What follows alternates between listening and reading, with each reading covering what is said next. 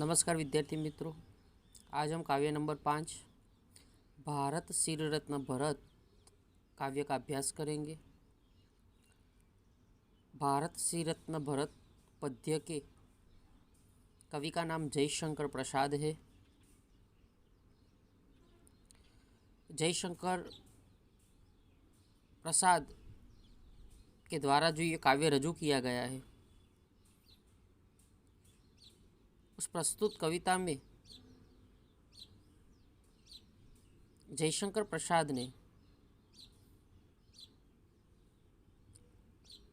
हमारे देश का नाम भारत कैसे पड़ा, किसके नाम से इस देश का नाम भारत रखा गया था, उस विषय वस्तु को यहाँ पर प्रस्तुत किया गया है।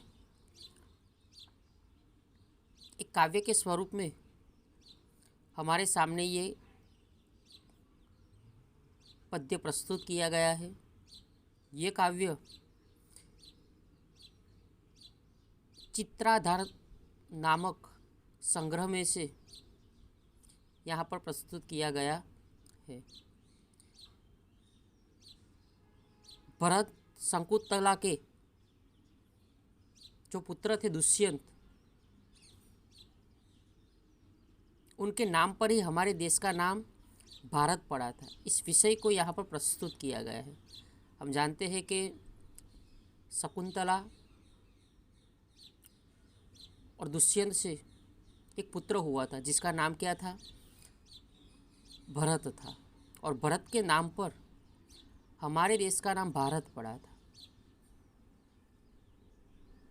प्रस्तुत कविता में बालक भरत की निर्भीकता का वर्णन किया गया है। बचपन में सिंह के बच्चे के साथ खेलते और खेल खेल में उसका मुंह खोलकर उसके दांत गिनते थे भरत। कितने वो निर्भीक थे, साहसिक थे। इस बात को इस काव्य में प्रस्तुत किया गया है और इस बालक के नाम से हमारे देश का नाम भरत पड़ा था, उस बात को जयशंकर प्रसाद ने इस काव्य में बताने का प्रयत्न किया है, जो हम कविता के माध्यम से समझने का प्रयत्न करेंगे। आहा खेलता कौन यहाँ शिशु सी से, आर्य वृंद के सुंदर सुखमय भाग्य सा, कहता है उसको लेकर निज गोद में, खोल खोल मुख सी बाल में देख कर। बराबर। जयशंकर प्रसाद ने कहा है कि आहा खेलता कौन यहाँ शिशु सी से। जयशंकर प्रसाद का आहा यानी कि यह, कि यहाँ शिशु सी के बच्चे के साथ कौन खेल रहा है। सिंह का एक छोटा सा बालक था और उसके साथ भरत खेल रहे थे, और इसलिए जयशंकर प्रसाद ने कहा है कि यहाँ इस शिशु सी के बच्चे के साथ कौन खेल रहा है। आर्य वृंद के सुंदर सुखमय भाग्य सा। यह आर्य वृंद, वृंद यानी कि समूह होता है। ये बालक जो खेल रहा था वो किस समूह का था, किस दल का था, आर्य समूह का था। और इसलिए कहा है कि यह आर्य समूह के सुंदर और सुखमय यानी कि सुखी भाग्यसा, भाग्यसा यानी कि प्रतीत होता है। ये आर्य समूह के सुंदर और सुखी भाग्य का प्रतीक होता है। ये बालक जो निर्भीक होकर खेल रहा था, ये आर्य समूह के संस्कार हो सकते हैं। इतना निर्भीक बालक दूसरा कोई हो सकता नहीं है, और इसलिए कहते हैं कि यह आर्य समूह के सुंदर और सुखी भाग्य सा प्रतीत होता है। कहता है उसको लेकर निज गोद में, खोल खोल मुख सी बाल में उठकर। और ये बालक क्या कह रहा है शिशु सी के बच्चे को? ये बालक उस सी के बच्चे को कहाँ लेकर बोलता है? गोद में लेकर, अपनी गोद में लेकर वो कह रहा है कि हे शिशु के बच्चे, खोल खोल मुख सी बाल में देख कर के तुम अपना मुख खोलो, मैं तुम्हारे गिन लूंगा तेरे दांतों को भले। कि तुम अपना मुख खोलो, मैं तुम्हारे दांत गिनना चाहता हूँ। क्या कहता है ये बालक?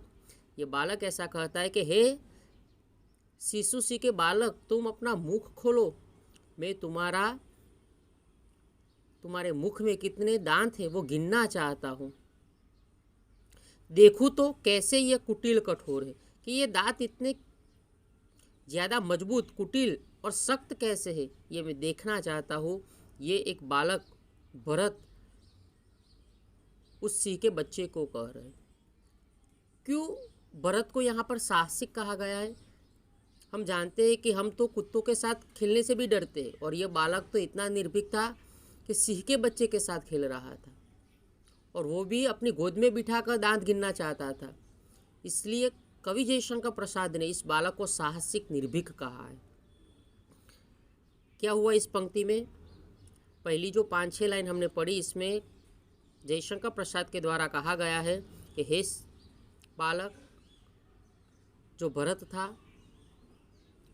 वो भरत आर्यवृंद का था, सुखी सुख में जीवन पसार करता था। ये बालक था वो शिशु सी के बच्चे का दांत गिनना चाहता था, और इसलिए उसे अपने गोद में बिठाकर कहते कि हे बालक, तू अपना मुख खोल, मैं तुम्हारे दांतों को गिनना चाहता हूँ, कि तुम्हारे दांत इतने सख्त क्यों है, कुटिल क्यों है, मैं ये देखना चाहता हूँ। देख वीर बालक के इस औदत्य को, लगी गरजने भरी सिंहनी क्रोध छे, छड़ी तान कर बोला बालक रोज से, बाधा देगी क्रीड़ा में यदि तू कभी। के भरत की क्रिया देखकर उस शिशु सी की माँ यानी कि सी गरजने लगती है। वो सिंहण है, वो भारत का ये कार्य देखकर उस पर गरजने लगती है, और वो कहती है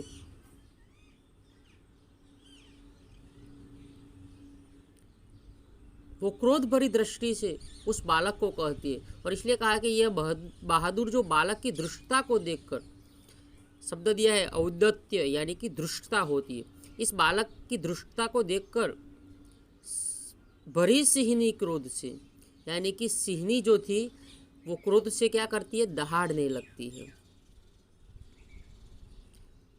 छड़ी तानकर बोला बालक रोष से, और ये कार्य देखकर वो जो सिंहनी थी वो गरजने लगती है और कहती है कि यदि तुम मेरे इस खेल में बाधा डालोगी। क्या कहते हैं? जब क्रोध से देखती है सिंहनी, तो बालक जो भरत था वो कहते हैं, छड़ी तानकर उस सिंहनी से कहते हैं कि बाधा देगी क्रीड़ा में यदि तू कभी, कि अगर हे सिंहनी तू यहाँ से वापस चली जा, अगर तू अपने बच्चे को सही सलामत देखना चाहती है तो यहाँ से वापस चली जा। अगर तू मेरे काम में बाधा डालेंगी तो ये बच्चे को मैं तुम्हें वापस दूंगा नहीं।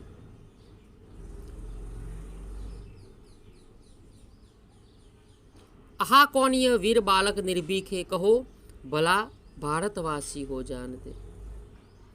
बराबर क्या कहते हैं कवि जयशंकर प्रसाद? कहते कि आहा, कि अहो ये बालक कौन है, और इतना निर्भीक कैसे है, इतना साहसिक कैसे है। कहो भला भारतवासी, वो भारतवासी को आह्वान करते हैं। क्या आप इस बहादुर बालक को जानते हैं? इसका नाम क्या हो सकता है?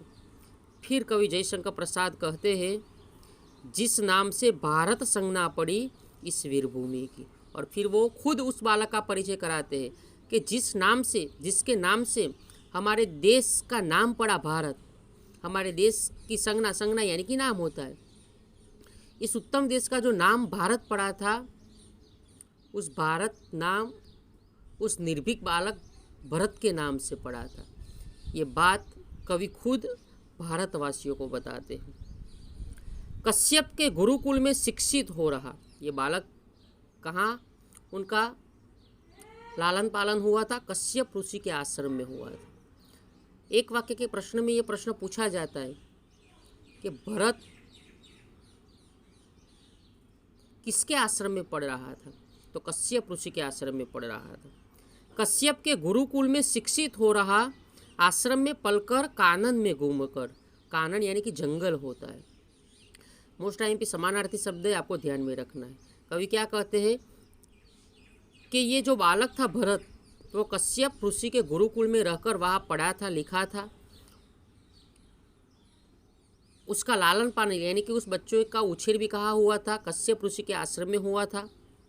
और कानन में घूमकर, वो जंगलों में खेलकर बड़ा हुआ था। इस बात का परिचय जयशंकर प्रसाद भारतवासियों को दे रहे हैं। निज माता की गोद मोद भरता राव।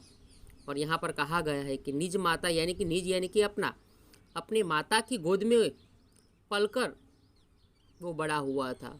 वो अपनी माता की गोद में बड़ा होते होते अपनी माता को खुशी दे रहा था, आनंद दे रहा था। मोद यानी कि आनंद होता है। जो पति से थी बिछुड़ गई दुर्देशवश, जंगल के शिशु सी सभी सहचर रहे। वो कश्यप ऋषि के आश्रम में अपनी माता के साथ रह रहा था, जिसका नाम था शकुंतला। और शकुंतला क्या थी? वो अपने पति से बिछड़ गई थी। वो जंगल में इधर उधर भटक रही थी और अपने बच्चे का लालन पालन भी करना था। और इसलिए शकुंतला कश्यप ऋषि के आश्रम में रहती है। और वहाँ जो बालक था भरत, उनको जन्म देती है। और जन्म देने के बाद वो अपनी माता की गोद में आनंददायक दिवस पसार करते हैं। शिशु सी के बच्चे के साथ जंगल में खेलते हैं। और उनके सहचर यानी क्या होता है? मित्र होता है। उस बालक के मित्र कौन थे? ये शिशु सी के जो बच्चे थे उनके साथ भरत खेलता था, क्योंकि उनका उछेर, उनका लालन पालन कहाँ हुआ था? जंगल में कश्यप ऋषि के आश्रम में हुआ था। रहा घूमता हो निर्भीक प्रवीर्य, जिसे अपने बलशाही भुजदंड से भारत का साम्राज्य प्रथम स्थापित किया। क्या कहा है? कि जंगल के सिंहों के सभी बच्चे इस बालक के साथ ही रहे। यह महान वीर बालक यहाँ निडर होकर घूमता रहा। और इसलिए कहा है रहा घूमता हो निर्भीक प्रवीर्य, यानी कि यह बालक निडर साहसिक होकर इस जंगल में घूमता रहा था, निज अपने बलशाली भुजदंड से। और इस बालक ने अपने भुजबल से सबसे पहले क्या किया? भारत का साम्राज्य स्थापित किया। भारत के साम्राज्य की स्थापना किसे की? अगर एक वाक्य के प्रश्न में पूछा जाए तो भारत के प्रथम साम्राज्य की स्थापना दुष्यंत के वीर पुत्र भरत ने स्थापित की थी। बराबर एक वाक्य के प्रश्न में पूछा जा सकता है कि भरत के माता पिता का नाम था, तो दुष्यंत और शकुंतला, आपको याद रखना है। और हमारे साम्राज्य की स्थापना इस वीर बालक भरत ने स्थापित की थी। यह वीर बालक के दुष्यंत का भारत का श्री रत्न भरत शुभ नाम से। और इसलिए कहा है कि यह महाराज दुष्यंत का वही वीर बालक है जो हमारे देश भारत के माथे का मुकुट है। और उसका नाम क्या पड़ा है? हमारे देश का भारत है। और हम सबको इस देश में रहने वाले लोगों के प्रति गर्व है। इस महान देश की साम्राज्य की स्थापना करने वाला जो बच्चा था उसका नाम था भरत। और इस भरत नाम से जयशंकर प्रसाद ने भारत श्री रत्न भरत इस काव्य में भरत की साहसिक और निर्भीक वृत्ति को, हमारे साम्राज्य का नाम कैसे भरत पड़ा, वो किसका पुत्र था, इस बात को प्रस्तुत करने का काम जयशंकर प्रसाद ने इस काव्य में अच्छी तरह किया है। मोस्ट IMP काव्य है। इसकी PDF फाइल में आपको भेज दूंगा।